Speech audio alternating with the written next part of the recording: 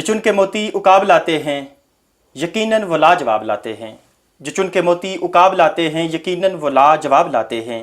لیکن ہم بھی چن کے صاحب ہمیشہ در نایاب لاتے ہیں۔ نظامی موٹیویشنل چینل کی خصوصی نشریات در نایاب میں خوش آمدید۔ میں ہوں آپ کا میزبان عمر فاروق عمر چشتی نظامی۔ تو ناظرین، جیسا کہ آپ تمام اب آپ جانتے ہیں، پہلے جتنے بھی ہمارے پروگرامز آپ تک پہنچے ہیں، کسی میں ہم نے تعلیم کا ذکر کیا، کسی میں ہم نے سیاسی اور سماجی کارکنان کو یہاں پر بٹھا کے ان سے گفتگو کی کہ دین کو کیسے فروغ دیا جا سکتا ہے۔ تو اگر دین کے فروغ کی بات کریں تو بالکل آپ تمام اب آپ اس بات کو بخوبی جانتے ہیں کہ اس خطۂ بر صغیر کی اگر میں پورے کی بات کروں تو بر صغیر میں اللہ تعالیٰ کی ذات نے کسی بھی نبی کو مبعوث نہ کیا۔ یہاں پر اگر دین پھیلا تو اولیاء کاملین کی وجہ سے،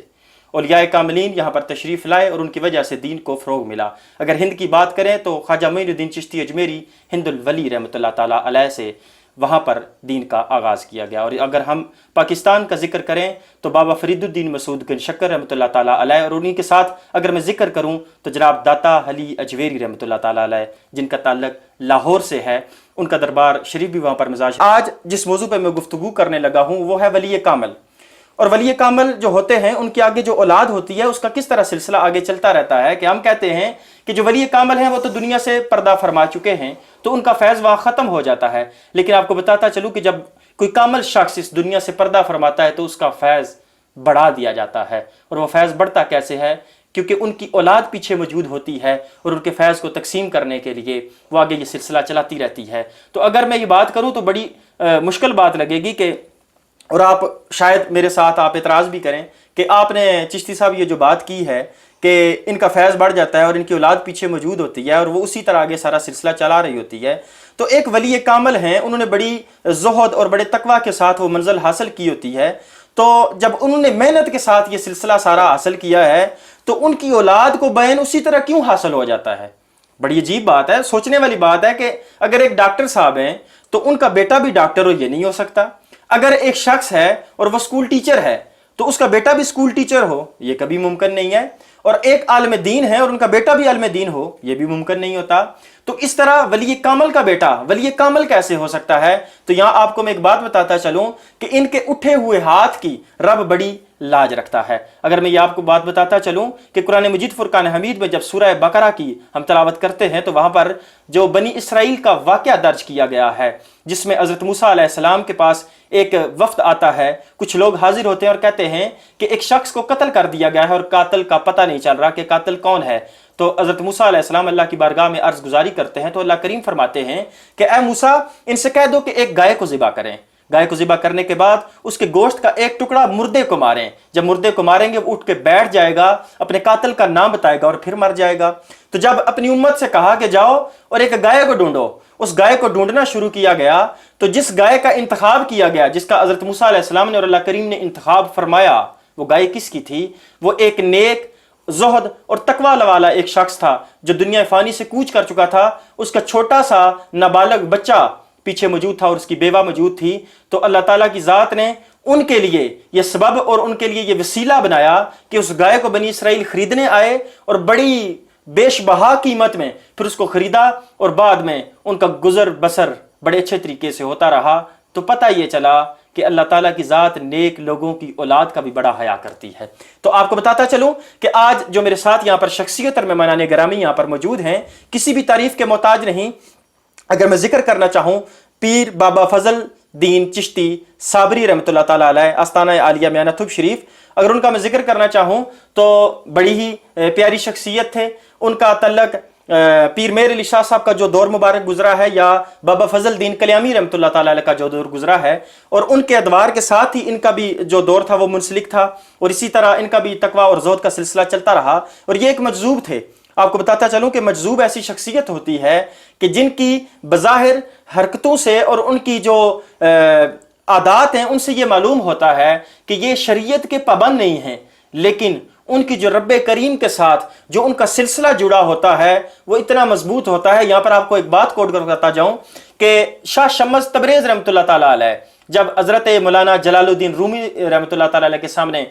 پیش ہوتے ہیں اور جا کے کہتے ہیں مولانا روم اپنی کتابیں تحریر کر رہے ہیں، اور کتابیں تحریر کرتے کرتے کرتے کرتے انہوں نے کافی ساری کتابیں اپنی اکٹھی کی ہیں، دیوان اکٹھا کیا ہوا ہے، تو شاہ شمس تبریز رحمۃ اللہ تعالی علیہ پاس آتے ہیں اور کہتے ہیں ای چیز یہ کیا ہے؟ تو آگے سے حضرت مولانا جلال الدین رومی فرماتے ہیں یہ تیری سمجھ میں نہیں آئے گا۔ تو مولانا شاہ شمس تبریز رحمۃ اللہ تعالی علیہ وہی کتابیں اٹھا کر وہ ایک کنویں میں پھینک دیتے ہیں۔ تو جب حضرت مولانا روم یہ سارا ماجرا دیکھتے ہیں تو کہتے ہیں یہ تم نے کیا کیا ہے؟ تو آگے سے حضرت شاہ شمس تبریز اس کنویں میں ہاتھ ڈالتے ہیں اور باہر کتابوں کو نکال کر ایسے جاڑتے ہیں تو ان سے دھول نکل رہی ہوتی ہے۔ تو حضرت مولانا روم کہتے ہیں کہ ای چیز، تو آگے سے جواب یہ ملتا ہے کہ اس کا تمہیں پتہ نہیں جس منزل پہ ہم پہنچ چکے ہیں۔ تو مولانا روم نے آخرکار یہ بات کہہ دی تھی کہ جب تک میں نے شاہ شمس تبریز کے ہاتھ میں اپنا ہاتھ نہیں دیا تھا میں جلال الدین تھا۔ مولانا روم میں اس وقت بنا جب شاہ شمس تبریز کے ہاتھ میں میرا ہاتھ آیا۔ تو آج ایسی شخصیت جناب قبلہ حافظ غلام جیلانی چشتی صاحب قبلہ میں آپ کو اپنی اس ٹرانسمیشن میں خوش آمدید کہتا ہوں۔ اور اسی کے ساتھ آج ناظرین بلبل چمنستان رسالت نعت رسول مقبول کے میدان میں ایک عظیم شخصیت جن کا جو کسی تعریف کے محتاج نہیں ہیں، آپ یقیناً انہیں جانتے ہوں گے، جناب کاشف بشیر چشتی صاحب، آپ بھی ہماری ٹرانسمیشن کا حصہ بنے۔ جناب میں آپ کو بھی دل کی اتھا گہرائیوں سے خوش آمدید کہتا ہوں، اور آپ نے اپنے قیمتی وقت میں سے میری وقت نکالا، میں اس پر بھی آپ کا ممنون و مشکور ہوں۔ جی ناظرین، تو آپ نے مہمانان گرامی کا تعارف سنا، یقیناً آپ انہیں جانتے ہوں گے۔ تو آئیے چلتے ہیں صاحبزادہ حافظ غلام جیلانی صاحب کی طرف اور ان سے گفتگو فرماتے ہیں اور ان سے پوچھتے ہیں کہ اللہ تعالیٰ کی ذات نے آپ کے جو بزرگوار تھے پیر بابا فضل الدین چشتی صابری رحمۃ اللہ تعالیٰ علیہ، ان کو اللہ تعالیٰ کی ذات نے جو فیض عطا کیا اور ان کی وساطت سے اور ان کے وسیلہ سے اللہ تعالیٰ کی ذات نے جو آپ پر رحم و کرم فرمایا ہے، ان عنایات کا آپ کیسے ذکر کرنا چاہیں گے؟ اور ہمیں بتائیے کہ بابا فضل الدین چشتی صاحب نے اپنی زندگی کیسے گزاری تھی اور ان کے زندگی کے کون سے اتار چڑھاؤ تھے جو آج تک آپ نے قلم بند کر کے رکھے ہوئے ہیں، اور وہ بھی آپ ہمارے ساتھ شیئر کیجئے۔ تو جی قبلہ، سب سے پہلے تو میں آپ کا انتہائی ممنون و مشکور ہوں، میں آپ کی مصروفیت سے بے حد واقف ہوں کہ آپ انتہائی مصروفیت کے باوجود بھی آپ نے میرے لیے وقت نکالا۔ حالانکہ آج جب میں نے آپ سے رابطہ کیا تو آپ غالباً شہر سے باہر گئے ہوئے تھے، تو اس کے بعد آپ پھر گھر واپس تشریف لائے اور بلا تاخیر آپ میرے پاس پہنچ گئے۔ تو اللہ تعالیٰ کی ذات آپ کو سلامت رکھیں اور آپ کا سایہ تا دیر ہمارے سروں پر قائم و دائم فرمائے۔ اچھا قبلہ، سب سے پہلا جو میں آپ سے سوال کرنا چاہتا ہوں وہ یہ ہے کہ اللہ تعالیٰ کی ذات نے آپ پر بے حد کرم فرمایا۔ انسان جب پیدا ہوتا ہے تو اس کے ساتھ اس کا رزق بھیج دیا جاتا ہے، اس کے نصیب اور مقدر جتنی چیزیں ہوتی ہیں وہ 7 دستاویزات فرشتوں کو دے کے بھیج دیا جاتا ہے کہ اس انسان نے ایسے ایسے زندگی گزارنی ہے، ان مراحل سے گزرنا ہے۔ تو کسی کے مقدر میں دیکھیں، ہم تو اشرف المخلوقات ہیں، لیکن بات میں اگر کرتا جاؤں تو کتا بھی تو اللہ تعالیٰ کی ذات کی مخلوق میں سے ہے، دیکھیں بکری بھی اللہ تعالیٰ کی ذات کی مخلوق میں سے ہے، لیکن اللہ تعالیٰ کی ذات نے کسی کے بارے میں یہ نہیں کہا۔ لیکن جب انسان کی باری ہے تو اللہ کریم نے فرمایا لَقَدْ خَلَقْنَا الْإِنسَانَ فِي أَحْسَنِ تَقْوِيمٍ، کہ انسان کو ہم نے بہتر طریقے سے پیدا کیا اور اشرف المخلوقات کو اسے ٹائٹل دیا گیا۔ تو ہم بھی مسلمان ہیں، ہم بھی حضور نبی کریم صلی اللہ تعالیٰ علیہ وسلم کے امتی ہیں، ہم نے بھی کلمہ پڑھا ہے، لیکن اب اگر میں بات کرنا چاہوں تو ہم نے کلمہ پڑھا، ہمیں بھی ورثہ میں یہ ساری چیزیں میسر ہوئیں، لیکن جس طرح آپ کو نسبت عطا کی گئی ہے، اللہ تعالیٰ کی ذات نے خدا داد، آپ جب پیدا ہوئے تو ایک نسبت لے کے آئے۔ وہ نسبت کون سی تھی کہ آپ بابا جی کے آگے اولاد میں سے تھے اور آپ ان کے فرزندان میں آپ کا شمار کیا جاتا ہے۔ اللہ تعالیٰ کی ذات نے آپ پر بڑا کرم فرمایا۔ تو قبلہ، سب سے پہلے تو بزرگوار کے بارے میں آپ کوئی ایسی ڈیٹیل جو جانتے ہوں کہ کس طرح انہوں نے تصوف کی منازل کو طے کیا اور تصوف کی منازل کو طے کرتے کرتے ولی کامل کی حد تک وہ کیسے پہنچے اور وہ جو مقام انہیں ملا تو کس وجہ سے ملا، وہ ضرور میں آپ سے سننا چاہوں گا۔ جی، بسم اللہ الرحمن الرحیم۔ بہت شکریہ آپ کا فاروق چشتی صاحب، آپ نے مجھے اسٹوڈیو میں تشریف لانے کے پر مجھے خوش آمدید کہا، اور میں اپنے بزرگوں کے بارے میں یہ کہنا چاہتا ہوں کہ ہمارے بزرگ جو تھے وہ مادرزاد ولی تھے۔ ماشاءاللہ ماشاءاللہ، مادرزاد ولی تھے آپ، اور آپ کی شروع سے ہی آپ اللہ اور اس کے رسول کے ذکر میں محو رہتے، اور اس کے بعد جب آپ کی ایسے ہی کچھ عرصہ گزرا تو آپ غالباً 9 سال کی عمر میں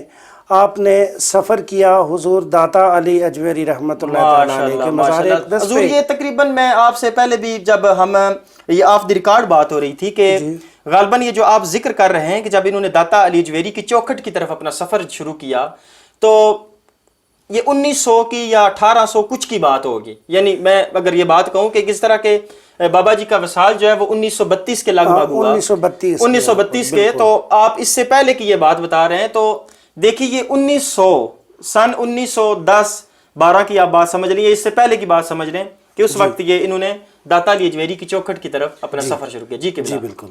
اچھا, جب انہوں نے آپ 4 سال کا عرصہ آپ نے حضور داتا علی اجویری رحمۃ اللہ تعالی علیہ کے دربار پہ اپنی منزل کو مکمل کیا, اس کے بعد پھر اپنا سفر شروع کیا حضور بابا جی فرید الدین مسعود گنج شکر رحمۃ اللہ تعالی علیہ کے, کیونکہ آپ منظور نظر بھی تھے, اور 4 سال آپ ادھر رہے اور ادھر آپ نے اپنی منزل کو مکمل کیا, اور ادھر سے پھر حضور خواجہ معین الدین اجمیری رحمۃ اللہ تعالی علیہ کے مزار اقدس پہ آپ نے حاضری دی,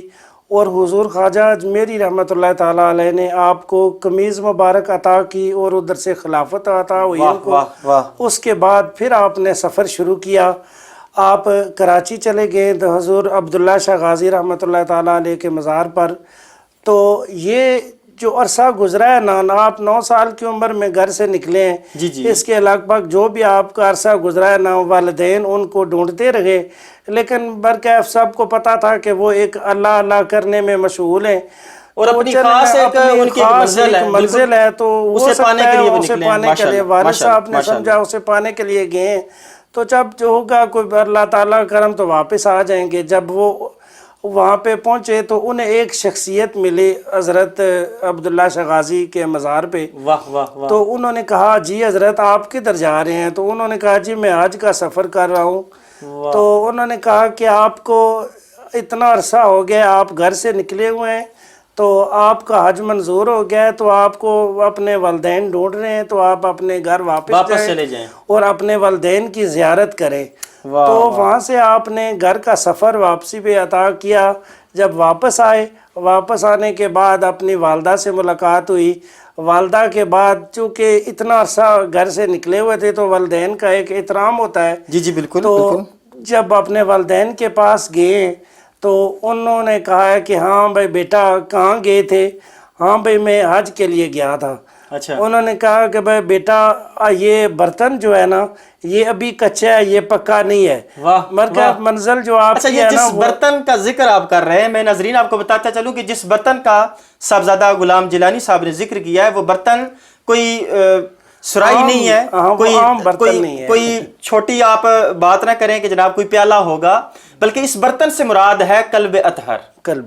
یعنی کہ آپ کا جو قلب اطہر ہے وہ ابھی تک آقا علیہ الصلوۃ والسلام کے اور اللہ کریم کے ذکر سے ابھی صحیح منور نہیں ہوا. آپ کا وہ قلب اطہر ذکر کے لحاظ سے ابھی کچا ہے, اسے مزید پختگی کی ضرورت ہے. تو جی قبلہ آپ آگے ضرور ارشاد فرمائیے. اس کے بعد پھر آپ نے جب انہوں نے یہ بات کہی تو آپ نے پھر منزل کو تھوڑا سا چینج کر لیا. آپ بس اللہ اللہ کرتے, اور جب کانٹے راستے میں آتے تو کانٹے پہ چھلانگے لگانے شروع کر دیتے. آپ کے جسم سے خون بہتا, لوگ پاس جاتے تو ان لوگوں کو کہتے کہ خبردار ہمارے پاس نہ آئے. اپنے جسم کو مخاطب کر کے کہتے اب بھی کوئی تیرے میں غرور ہے, اگر آگے کوئی کنواں, اس کے بعد پھر جب آگے اگر کوئی کنواں آتا تو کنویں میں چھلانگ لگا لیتے. جب لوگ وہاں پہ اکٹھے ہوتے کہ بھائی سائیں صاحب کنویں میں گر گئے, تو پتہ یہ چلتا ہے کہ کافی دور سے سائیں صاحب ادھر سے ظاہر ہوتے تھے, تو لوگ کہتے تھے کہ یہ بات تو ماننے والی نہیں ہے. آپ کہتے ہیں کنویں میں ہمارے سامنے کنویں میں گرے ہیں, ہم ادھر اکٹھے ہیں اور یہ کہیں اور سے ظاہر ہو رہے ہیں. ہاں کہیں اور سے ظاہر ہو رہے ہیں. تو ایک دفعہ کا ذکر ہے کہ ہمارے علاقے میں ایک ارد و غیر جگہ ہے, تو ادھر کے جو قاضی تھے انہوں نے کہا کہ ان کی جو ایسی منزل تھی نا, وہ دیکھ کے وہ کہہ رہے تھے کہ یہ سائیں صاحب نماز نہیں پڑھتے. اچھا. تو چلے ہم جاتے ہیں. تو ان کے جو خطیب وغیرہ تھے وہ کتابیں وغیرہ لے کے ہمارے گاؤں میں آ گئے. میں نہ تو سائیں صاحب ایک بورڈ کا ایک درخت ہے, اس درخت کے نیچے آرام فرما رہے تھے. تو کہہ رہے تو وہ آئے تھے فتویٰ لگانے کے لیے، سائیں صاحب نماز نہیں پڑھتے، اچھا تو سائیں صاحب کو الہام ہو گیا کہ یہ اس وجہ اچھا سے یہاں میں ایک بڑی عجیب آپ کو بات بتاتا چلوں کہ یہ صرف بابا فضل الدین چشتی صابری رحمۃ اللہ تعالی علیہ کا ذکر نہیں ہے، بلکہ یہ بیان اسی طرح جس طرح کہ ان کے ساتھ یہ معاملہ ہوا کہ ان پر بھی فتویٰ لگانے کے لیے علماء تشریف لے آئے تھے، تو بابا فضل الدین کلیامی رحمۃ اللہ تعالیٰ علیہ کے اگر جنازے کا ہم ذکر کرنا چاہیں، بڑی مفصل ذکر ہے، انشاءاللہ نیکسٹ اگلی ٹرانسمیشن میں کوشش کروں گا کہ ایسی شخصیت کو یہاں بلایا جائے جو بابا فضل الدین کلیامی رحمۃ اللہ تعالیٰ علیہ کا ذکر بھی کریں۔ تو ان کا بھی جب جنازہ ہوا تو اس وقت بھی مفتیان اسلام نے، اور نام نہاد مفتیان میں یہ کہہ سکتا ہوں کہ جنہوں نے یہ کہا کہ جناب ہم بھی فتویٰ لگائیں گے کہ جس شخص نے ساری زندگی نماز نہ پڑھی ہو اس کا جنازہ کس طرح پڑھا جا سکتا ہے، تو قربان جاؤں اپنے پیر و مرشد تاجدار گولڑا پیر میرے علی شاہ رحمۃ اللہ تعالیٰ علیہ پر کہ آپ خود تشریف لائے اور آپ نے ان کا جنازہ ادا فرمایا۔ تو جی قبلہ آپ فرما رہے تھے کہ بورڈ کے درخت آپ آرام فرما رہے ہیں؟ آپ آرام فرما رہے ہیں تھے، وہ بندے آئے ہیں جب ان کے پاس، تو سائیں صاحب اٹھے ہیں، ان کو کہتے ہیں بڑے جذبات میں آ گئے ہیں، سائیں صاحب نے کہا ہے کہ بھائی یہ مٹکے پڑے ہوئے ہیں، کوزے لو اور آپ وضو کرو، اور یہ منظر وہ دیکھتے رہے کہ وہ پانی کوزے میں ڈالتے اور کوزہ بھرا ہی نہیں جاتا پانی سے، تو سائیں صاحب وقت یہ کافی دیر معاملہ چلتا رہا، اور سائنس پھر وہ لوگ کیا ہوا کہ مسجد میں چلے گئے۔ جب مسجد میں گئے تو سائیں صاحب مسجد سے نماز پڑھا کے باہر نکلے تو وہ کہتے ہیں کہ ہاں آپ اتنی دیر سے آئے ہیں تو آپ نے نماز نہیں پڑھی ہے، تو وہ کہہ رہے تھے کہ ہم اتنی دیر سے پانی نہیں بھرا جاتا کوزوں میں۔ انہوں نے کہا کہ آپ اگر کوزوں میں پانی جو بھرا نہیں جاتا، آپ اگر یہ چیز نہیں سمجھ سکتے تو فضل الدین کو آپ نماز پڑھتے کیسے دیکھ سکتے ہیں؟ آپ کے ایمان اتنے کمزور ہیں، آپ کا دل اتنا کمزور ہے کہ آپ کسی کو سمجھنا گوارا نہیں کرتے، تو آپ کیسے یہ کہہ سکتے ہیں؟ واہ ماشاءاللہ جی، بڑے خوبصورت انداز میں آپ سائیں غلام جیلانی صاحب کی گفتگو سماعت فرما رہے تھے، جس طرح یہ ذکر فرما رہے تھے کہ بابا جی نے جب اپنا سفر شروع کیا تو جب ارادہ کیا اپنی نو عمری میں تو سب سے پہلے داتا علی حجویری کی چوکھٹ پر پہنچے، اس کے بعد اگر آپ نے اپنا دوبارہ آگے سفر شروع کر دیا اور آپ پھر 4 سال کے عرصہ آپ مقیم رہے پاک پتن شریف بابا فرید الدین مسعود گنج شکر رحمۃ اللہ تعالیٰ علیہ کی چوکھٹ پر، اور وہاں سے پھر آپ نے سفر شروع کیا تو خواجہ ہند الولی جناب معین الدین چشتی اجمیری رحمۃ اللہ تعالیٰ علیہ کے پاس پہنچے، اور وہاں سے آپ کو خلافت عطا کی گئی، اور اس کے بعد دوبارہ آپ نے اپنا سفر شروع کیا تو کراچی شاہ عبداللہ شاہ غازی رحمۃ اللہ تعالیٰ علیہ کے دربار پہ آپ نے اپنا مسکن بنا لیا اور وہاں پر آپ مکین ہوئے۔ تو اس کے بعد میں آپ کو یہاں پر یہ جو آپ ذکر فرما رہے تھے اس پوری بات میں ایک بڑی عجیب مجھے بات یہ لگی کہ کتنا عجیب سلسلہ تھا کہ سب سے پہلے داتا علی اجویری کی چوکھٹ پر، تو وہاں سے چلے تو بابا فرید الدین مسعود گنج شکر رحمۃ اللہ تعالیٰ علیہ کی بارگاہ میں، اور وہاں سے چلے تو خواجہ ہند الولی کی بارگاہ میں، اور وہاں سے چلے تو عبداللہ شاہ غازی کی بارگاہ میں، اور پھر وہاں سے اگر ارادہ کیا تو کہاں کا؟ مدینہ پاک کا، کہ میں مدینہ پہنچوں، اور پھر مدینہ پہنچ کر وہاں سے کہاں جانا تھا؟ وہاں پھر کعبہ بیت اللہ شریف میں وہاں پر جا کر وہاں پر اس کا طواف کرنا تھا اور عمرہ کی ادائیگی کرنی تھی۔ تو مجھے بتائیے کہ بڑی عجیب بات نہیں لگتی کہ اس بزرگ کامل نے ہمیں ایک طریقہ کار بتا دیا ہے کہ ڈائریکٹ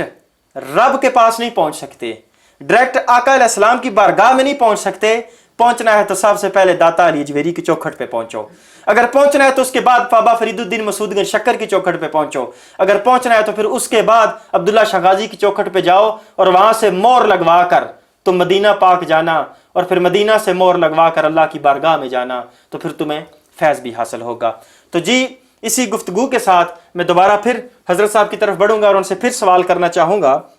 کہ قبلہ جیسا کہ ہم نے مدینہ کا ذکر کیا، تو اگر مدینہ پاک کا ذکر آئے تو یہاں پر یہ اشعار اگر میں نہ پیش کروں تو میں کہتا ہوں کہ میری حاضری بھی مکمل نہیں ہوتی، اور ٹرانسمیشن کا اور اس نشریات کا جو مقصد ہے وہ بھی فیل ہو جائے گا۔ کہ یہاں پر کسی شاعر کا بڑا خوبصورت کلم تڑپا تھا، کہتا ہے کہ میری الفت مدینے سے یوں ہی نہیں، میرے آقا کا روزہ مدینے میں ہے، میں مدینے کی جانب نہ کیسے کھچوں، میرا دین اور ایمان مدینے میں ہے، پھول کھلتے ہیں پڑ پڑ کہ صلی علی جھوم کر کہہ رہی ہے یہ باد صبا، ایسی خوشبو چمن کے گلوں میں کہاں، جیسی خوشبو نبی کے پسینے میں ہے۔ تو آپ کی اسی کلام کے ساتھ اور آپ کی انہی محبتوں میں دوبارہ پھر قبلہ جی سے یہ عرض کرنا چاہوں گا کہ قبلہ آپ نے بھی مدینے کا سفر کیا، آپ بھی مدینہ طیبہ میں گئے، وہاں حاضر ہوئے، آقا علیہ الصلوۃ والسلام کی بارگاہ میں آپ نے حاضری پیش کی۔ تو جب میں گیا تھا تو میں نے تو اپنی ظاہری آنکھوں سے اس جو ماتھے پر موجود آنکھیں ہیں ان سے میں نے اس روضہ اقدس کو دیکھا، اس بارگاہ کو دیکھا، وہاں سے تجلیات حاصل کیں۔ تو آپ ظاہری جو آپ کی ناظرین، آپ کو یہ میں بتاتا چلوں، آپ میں ثقافی باب تو اس بات سے واقف ہیں، لیکن آپ کو یہ بھی میں ساتھ جو ناظرین اس چیز سے بے خبر ہیں کہ انہیں اس چیز کا نہیں پتہ کہ حضرت صاحب ظاہری جو بینائی ہے اس سے محروم ہیں۔ تو میں اسی کے زمرے میں ان سے یہ بات کرنا چاہتا ہوں کہ قبلہ آپ نے پھر کس طرح وہاں پر تجلیات کا نظارہ کیا، کیونکہ وہاں پر قلب کی آنکھیں تو کھلی ہوتی ہیں، تو کیا آپ بیان کرنا چاہتے ہیں کہ کیسے جب آپ وہاں پہنچے تو کیا نظارہ تھا اور کیا کیفیت تھی دل کی، ذرا بیان کیجئے گا۔ الحمدللہ جی، بس جیسے ہی میں مدینہ شریف پہنچا ماشاءاللہ، تو میں نے حاضری دی ہے حرم پاک میں۔ جی جی، جب میں وہ حرم پاک میں نے حاضری دی ہے، میں وہ جو سیڑھیاں نیچے اترا ہوں تو بس میرے جسم میں ایسے ایک روحانیت ظاہر ہو گئی ہے، ایسے مجھے سکون ملا کہ واقعی بھائی میں کسی خاص مرکز کی جگہ وہ اللہ کے گھر میں آ گیا ہوں۔ واہ واہ، اور اس کے بعد مجھے یہ جو ظاہری آپ بتا رہے ہیں نا بھائی، ظاہری بصیرت کے بارے میں، یہ چیز مجھے وہاں پہ محسوس ہی نہیں ہوئی۔ بس مجھے یہی پتا ہے کہ بس میں اس کی برگاہ میں آ گیا ہوں۔ اس آپ نے اس کی محرومی کو وہاں پر میں نے محسوس ہی نہیں کیا کہ یہ طواف کرنے کے دوران یا اس کے بعد میں نے جو عبادات کی ہیں، اس کے بعد روزہ رسول پہ میں گیا ہوں، مجھے کوئی نہیں اس چیز کا محسوس ہی نہیں ہوا ہے بالکل۔ اچھا، یہ بالکل دکھ اور ملال نہیں تھا کہ میری ظاہری آنکھیں موجود نہیں ہیں تو پتہ نہیں میں یہاں پہ آیا ہوں تو کیا ہوگا، بالکل، اور میں نے دیکھ نہیں سکا، بالکل کوئی کچھ بھی محسوس نہیں ہوا۔ اتنا کچھ سرکار نے کرم کیا کہ میں اتنا اس قابل نہیں تھا۔ ماشاءاللہ ماشاءاللہ ماشاءاللہ، اللہ تعالیٰ کی ذات ہماری دعا ہے کہ ایک دفعہ پھر آپ بار بار مدینہ پاک کی حاضری پہ جائیں، اور میں تو ساتھ یہ دعا کروں گا کہ آپ کے سایہ کرم میں ہم بھی ساتھ چلیں اور اکٹھا ایک قافلے کی صورت میں ہم جائیں۔ اور جتنے اب آپ سن رہے ہیں، میں آپ کے لیے بھی یہ دعا کرتا ہوں اللہ تعالیٰ کی ذات آپ کو ایک دفعہ تو مدینہ ضرور لے کے جائیں۔ اگر آپ پہلے گئے ہیں تو بار بار وہاں کی حاضری آپ کو نصیب ہو۔ اللہ تعالیٰ کی ذات تمام آپ کو سلامت رکھیں۔ بڑی خوبصورت گفتگو چل رہی ہے، بڑی روحانیت کی گفتگو ہے، اور روحانیت والے لوگوں کا ہی ہم ذکر بھی کر رہے ہیں۔ تو اسی کے ساتھ میری اس ٹرانسمیشن کا وقت بھی ابھی ختم ہونے والا ہے، اور میرے پاس بلبل چمنستان رسالت جناب کاشف چشتی صاحب بھی یہاں پر موجود ہیں، تو ان سے بھی ہم نعت رسول مقبول بھی سنیں گے۔ لیکن اس سے پہلے ایک دو گزارشات آپ کی سماعتوں کی نظر کرتا چلوں کہ اولیاء کاملین کے مزارات پر جس طرح کہ ہمارا عقیدہ ہے کہ وہاں پر ہم جاتے ہیں اور وہاں پر ہم دعا بھی کرتے ہیں اور وہاں ہم فیض لینے کے لیے جاتے ہیں، تو جب ہم وہاں سے ان کا فیضان سمیٹنے کے لیے جاتے ہیں تو ہمارا طریقہ کار بھی شریعت کے عین مطابق ہونا چاہیے۔ ہمیں پتہ ہونا چاہیے کہ ہم نے کس طرح ایک ولی کامل کی بارگاہ میں حاضر ہونا ہے۔ تو ایک بزرگ تھے، وہاں آپ کو میں واقعہ بیان کرتا چلوں کہ ایک بزرگ تھے، تو وہ کہتے ہیں کہ میں نے اپنی 86 سالہ زندگی میں کبھی اپنا جو گھر کا دروازہ تھا اس کو بند نہیں کیا، رات بھی ہوتی، آج تک 86 سال میری عمر ہو چکی ہے لیکن میں نے کبھی اپنے گھر کا دروازہ بند نہیں کیا۔ تو کسی پوچھنے والے نے کہا کہ آپ نے اپنا دروازہ کیوں نہیں بند کیا؟ کہتے ہیں میں اس لیے بند نہیں کرتا کہ شاید کوئی ایسا شخص میرے پاس آ جائے اور مجھ سے آ کے سوال کرے، بابا جی میرا رب مجھ سے ناراض ہو چکا ہے، بابا جی میرا نبی مجھ سے ناراض ہو چکا ہے، انہیں منانے کا طریقہ بتا دیجئے۔ تو وہ ساتھ ہی کہتے ہیں کہ بتاؤ کہ جب کوئی سنار ہو، کوئی سونے کے بارے میں جانتا ہو تو سونے کے بارے میں پوچھنے کے لیے اسی کے پاس جانا پڑتا ہے، اگر فتویٰ لینا ہو تو کسی عالم کے پاس جانا پڑتا ہے، اور اگر کوئی گلی اور نالی بنوانی ہو اور سڑک بنوانی ہو MNA MPA کا دروازہ کھٹکھٹانا پڑتا ہے۔ اگر تمہیں انصاف چاہیے تو عدالت کے دروازے کو کھٹکھٹاؤ گے۔ تو بتاؤ جب ہم خود روحانیت والے ہیں، ہمارے پاس فیض موجود ہے، ہمیں اللہ اور اس کے رسول کے گھر کا پتہ ہے، تو اگر ہم سے پوچھنا ہے تو آ کے یہ پوچھا کرو کہ رب ناراض ہے، اسے منانے کا طریقہ بتائیے، کیونکہ ہم تو صرف ایک ہی گر جانتے ہیں۔ لیکن افسوس، صد افسوس کہ ہم جب اولیاء کاملین کے پاس جاتے ہیں تو ان کے ہاتھ بھی اس گندی دنیا کے لیے اٹھواتے ہیں اور ان سے کہتے ہیں دعا کیجئے نا گاڑی میسر ہو جائے، دعا کیجئے میرا بنگلہ بن جائے، دعا کیجئے میرا بیٹا اچھی ملازمت پہ لگ جائے۔ تو ہمیں سوچنا چاہیے کہ اولیاء کاملین کے در سے یہ چیزیں ضرور ملتی ہوں گی، لوگوں کو ملتی بھی ہیں، یقیناً آپ کو بھی ملی ہوں گی، لیکن خدارا ایک دفعہ جا کے ان کے پاس جو اصل دولت موجود ہے اس دین کی دولت کو لینے کی کوشش کیجئے۔ تو آپ کی انہی محبتوں میں چلتا ہوں بلبل چمنستان رسالت جناب کاشف بشیر چشتی صاحب کی طرف۔ اچھا جی کاشف بھائی، سب سے پہلے تو میں آپ کو خوش آمدید کہتا ہوں۔ اچھا اسی کے ساتھ سب سے پہلا جو میرا یہ سوال ہے، اور ناظرین بھی یقیناً یہ جاننا چاہتے ہیں، اللہ تعالیٰ کی ذات نے آپ کو بڑا سوز و گداز عطا کیا ہے، اللہ تعالیٰ کی ذات کا بڑا کرم ہے آپ پر، تو آقا علیہ الصلوۃ والسلام کے وسیلہ جلیلہ سے اللہ تعالیٰ کی ذات نے آپ کو بے بہا عزتیں عطا کی نعت رسول مقبول کے میدان میں، بڑے بڑے پلیٹ فارمز پر آپ گئے، تو آپ نے اس چھوٹے سے پلیٹ فارم نظامی موٹیویشنل کے لیے بھی آپ نے وقت نکالا، تو میں دعا گو اللہ تعالیٰ کی ذات آپ کے سوز و گداز میں مزید برکتیں عطا فرمائیں۔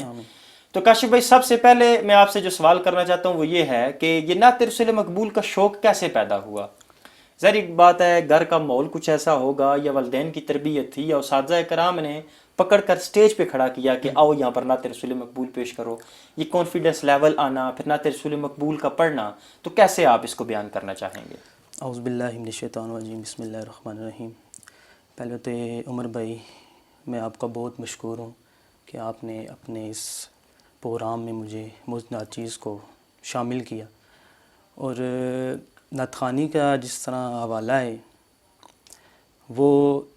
بچپن سے ہی جو میرے والد صاحب ماشاءاللہ، ٹھیک ہے، ان کی تربیت رہی ہے نعت کے حوالے سے، اور میرے بڑے بھائی، اور ان کو میں نے دیکھ کر جو ہے نا نعت رسول مقبول کا سلسلہ شروع کیا۔ واہ واہ، ایسے ہی تو باقی جو ہے نا مطلب گھریلو ماحول ہی کچھ اس طرح ملا، پہلے والد گرامی سے، اور پھر بڑے بھائی کو اگر دیکھا تو رول ماڈل کے طور پر وہ آپ کے سامنے ظاہر ہوئے، تو آپ نے پھر یہ محبتوں کا سلسلہ شروع کیا۔ اچھا کاشف بھائی، بڑا خوبصورت ایک سوال میرے ویسے ہی ذہن میں آیا، فی البدیہہ میں آپ سے یہ کہنا چاہتا ہوں کہ جب آپ نے نعت رسول مقبول شروع کی تو سب سے پہلے جب آپ سٹیج پر گئے تو کتنی عمر ہوگی آپ کی؟ وہ اندازاً کچھ بتا دیں، کتنے سال کے تھے آپ جب پہلی دفعہ آپ سٹیج پر گئے؟ اس ٹائم میری عمر بالکل تھی جناب 16 سال۔ 16 سال کی عمر میں پہلی دفعہ آپ سٹیج پر گئے؟ وہ بھی یہی سمجھ لیں کہ مقابلہ تھا نعت خوانی کے حوالے سے۔ اچھا ٹھیک ہے، جب پہلی دفعہ آپ سٹیج پر گئے تو وہ بھی مقابلہ نعت کے لیے؟ بالکل، بے شک، یعنی کہ اس سے پہلے کبھی نہیں پڑھی تھی، پہلی دفعہ مقابلہ نعت میں شمولیت اختیار کی۔ واہ، یہ تو بڑی، ویسے یہ ہسٹری میں نا بڑی عجیب سی بات ہے ناظرین، میں آپ کو بتاتا چلوں کہ یہ بڑی عجیب سی بات لگتی ہے۔ پہلے لوگ تیاری کرتے ہیں، بڑے بڑے پلیٹ فارمز پہ جاتے ہیں، بڑے بڑے سٹیج پہ جاتے ہیں، اور وہاں جا کر نعت رسول مقبول پیش کرتے ہیں، اپنا کانفیڈنس لیول بحال کرتے ہیں، اور پھر مقابلہ حسن نعت میں حصہ لیتے ہیں۔ لیکن یہاں بڑی عجیب بات ہوئی ہے، جس طرح کاشف بھائی بتا رہے ہیں کہ ڈائریکٹ نعت رسول مقبول کا آغاز کیا تو مقابلہ حسن نعت سے۔ تو جی کاشف بھائی، اس کے بعد وہ نعت رسول مقبول جب آپ نے پیش کی تو یقیناً آپ کے والدین یا ان میں سے کوئی ایسا شخص وہاں پر موجود تھا جس نے آپ کو دوبارہ پھر دیکھا ہو کہ جی بڑی خوبصورت آواز میں آپ نے نعت رسول مقبول پیش کی، اور پھر آپ کو مزید گرو کرنے کی انہوں نے کوشش کی ہوگی؟ جی جی، میرے بڑے بھائی اچھا وہاں موجود تھے؟ وہاں موجود تھے ماشاءاللہ، انہوں نے بھی پڑھی وہاں پر نعت۔ اچھا اچھا اچھا اچھا، پھر میں نے پڑھی، ٹھیک ہے، وہاں پر اور بھی مطلب ہمارے سے بہت اچھے ثنا خان حضرات وہاں پر موجود تھے۔ لیکن یہ ہے کہ جب پہلی دفعہ وہاں پر میری حاضری ہوئی، ٹھیک ہے، تو وہ جب بندہ مائک پہ جاتا ہے تو بندے کو تھوڑا سا گھبراہٹ ہوتی ہے۔ بالکل ہوتی ہے وہ فرسٹ ٹائم جو ہے نا۔ اچھا آپ تو کہہ رہے ہیں نا کہ ہچکچاہٹ ہوتی ہے، تو میں یہ کہتا ہوں کہ گھٹنے جو ہے نا وہ اس طرح کھٹکنا شروع کر دیتے ہیں آپ۔ بالکل بالکل، تو یہ میرے ساتھ ہوا ہے۔ اچھا ہاں، میں بھی گیا تھا نا اسی طرح، صحیح سے، تو میرے ساتھ بھی پہلی دفعہ ہوا ہے، بہت کچھ ہوتا ہے بندے کے ساتھ۔ جی جی بسم اللہ۔ تو وہاں پر بس جیسے ہی مائک پہ ہوئے پہنچے، جی جی، تو نعت رسول مقبول پڑھی، تو بیٹھ گئے نعت پڑھ کے، تو بھائی اور مطلب جب گھر میں پہنچا واپس جب گھر آئے آپ، بھائی بھی والد صاحب، جی جی بالکل، والد صاحب بہت خوش ہوئے، انہوں نے کہا بیٹا آپ جایا کرو، ٹھیک ہے، جہاں بھی محفل ہوں جہاں بھی وہاں جایا کرو۔ اور یہ پھر والد صاحب کا حکم بھی اللہ تعالیٰ کی ذات ہے، میرے خیال میں اگر غلط نہیں ہوں تو آپ کے والد محترم تو انتقال فرما چکے ہیں۔ جی بالکل، اللہ تعالیٰ کی ذات ان کو جنت الفردوس میں اعلیٰ مقام عطا فرمائے۔ وہ ایسا پودا پیچھے لگا کے گئے ہیں کہ جو آقا علیہ الصلوۃ والسلام کی ثنا کا جو رنگ ہے اور جو اس کی خوشبو ہے وہ پورے خطہ پنجاب میں بکھیرے جا رہا ہے۔ تو آج آپ سے ہم بھی نعت رسول مقبول سننا چاہیں گے، اپنی خوبصورت آواز میں نعت رسول مقبول پیش فرمائیے اور ہمارے دلوں کو محظوظ فرمائیے۔ آئیے ناظرین سنتے ہیں جناب کاشف بشیر چشتی صاحب کی خوبصورت آواز میں نعت رسول مقبول۔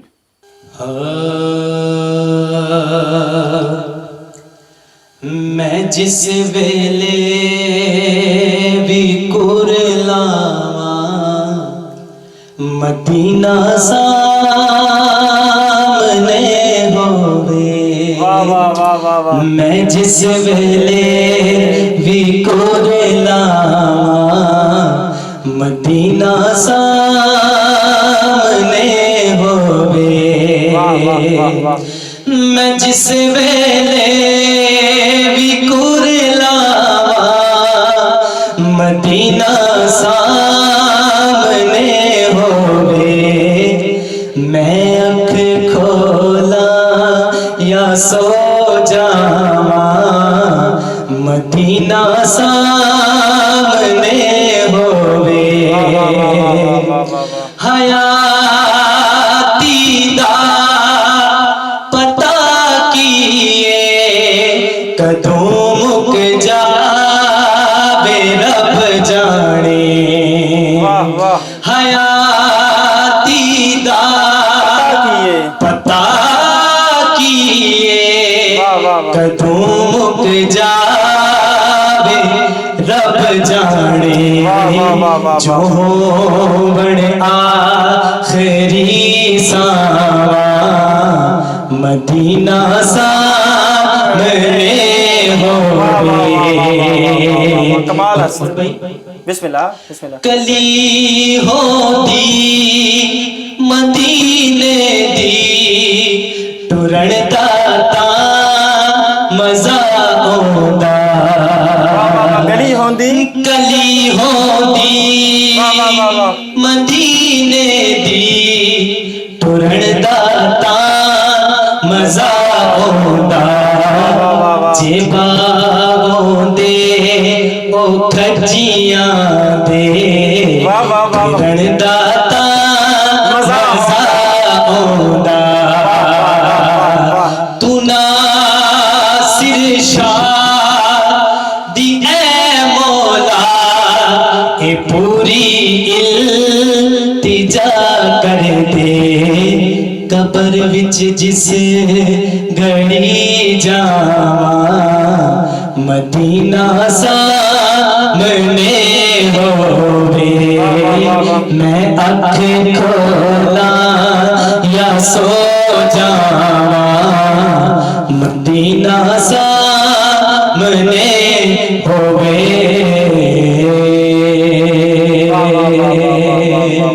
بہت خوب بہت خوب بہت خوب۔ یا نبی سلام علیکہ، واہ واہ واہ واہ، یا رسول سلام علیکہ، واہ واہ واہ، یا نبی سلام علیکہ، یا رسول سلام علیکہ، ایک خواب سناواں ایک خواب سناواں، پر نور فضاواں پر نور فضاواں، آقا دا محلہ جویں عرش مولا، کبھی اون فرشتے کبھی جان فرشتے ساڈے ازلوں جڑ گئے آقا نال رشتے، او کرما والا بیڑا او کرما والا بیڑا او کرما والا بیڑا، پلکاں نال چمدا جاواں، ایک خواب سناواں ایک خواب سناواں، پر نور فضاواں پر نور فضاواں، او رب لے گیا مینوں او جدوں شہر مدینے، رب لے گیا مینوں جدوں شہر جدو شہر مدینے ایک حاجی لایا مینو کٹ کے سینے ایک حاجی لایا مینو کٹ کے سینے اوتھے پیوا زمزم اوتھے پڑھا نمازاں ہو میری پہنچ جتھوں تک میں دھیان آزاں میرے مولا پل وچ سنیاں میرے مولا پل وچ سنیاں میرے مولا پل وچ سنیاں میرے دل دیا سب دعاواں ایک خواب سناواں ایک خواب سناواں پر نور فضاواں پر نور فضاواں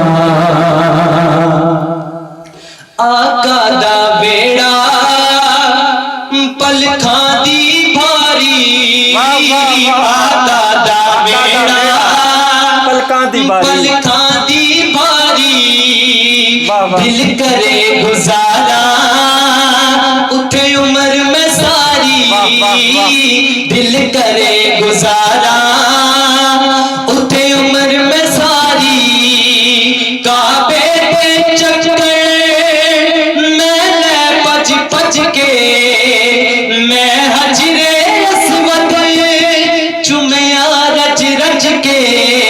میرے سر تے رب نے کیتیاں میرے سر تے رب نے کیتیاں رحمت دیاں ٹھنڈیاں چھاواں ایک خواب سناواں ایک خواب سناواں پر نور فضاواں پر نور فضاواں آقا دا محلہ جنہیں عرش مولا چپ کر کے بہ گیا روزے دے نیڑے چپ کر کے بہ گیا روزے دے نیڑے ہویا نور دا چانن میرے دل دے ویڑے پھر سپنا ٹوٹیا او کچی کلی میں رو گیا صادق میری اکھ کیوں کھلی پھر آقا سجدہ کرتے پھر آقا سجدہ کرتے پھر آقا سجدہ کرتے ہویاں دل دیاں پوریاں چاواں ایک خواب سناواں ایک خواب سناواں پر نور فضاواں پر نور فضاواں آقا دا محلہ جویں عرش مولا کدی اون فرشتے کدی جان فرشتے ساڈے ازلوں جڑ گئے آقا نال رشتے ساڈے ازلوں جڑ گئے آقا نال رشتے او کرما والا میرا او کرما والا میرا او کرما والا میرا پلکھاں نال چمتا جاواں جاواں جاواں ایک خواب سناواں پر نور فضاواں ماشاءاللہ سبحان اللہ، بہت ہی خوبصورت انداز میں جناب کاشف بشیر چشتی صاحب اپنی حاضری لگوا رہے تھے۔ یقیناً آپ نے نعت رسول مقبول سنی کہ ایک خواب سناواں ایک خواب سناواں، بڑے خوبصورت انداز میں آپ کلام پیش فرما رہے تھے۔ تو کاشف بشیر چشتی صاحب کا اور دوبارہ پھر ایک دفعہ میں قبلہ جناب سائیں غلام جیلانی صاحب کا بے حد ممنون و مشکور ہوں کہ آپ نے میری اس ٹرانسمیشن کے لیے وقت نکالا، اور اللہ تعالیٰ کی ذات آپ کو سلامت رکھیں۔ تو جی ناظرین، نظامی موٹیویشنل چینل کی خصوصی نشریات در نایاب کا وقت ختم ہو چکا ہے۔ انشاءاللہ اگلے ہفتے آپ سے نئے مہمان گرامی کے ساتھ پھر ملاقات ہوگی۔ اس وقت تک کے لیے اپنے میزبان عمر فاروق نظامی کو اجازت دیجیے۔ اللہ حافظ۔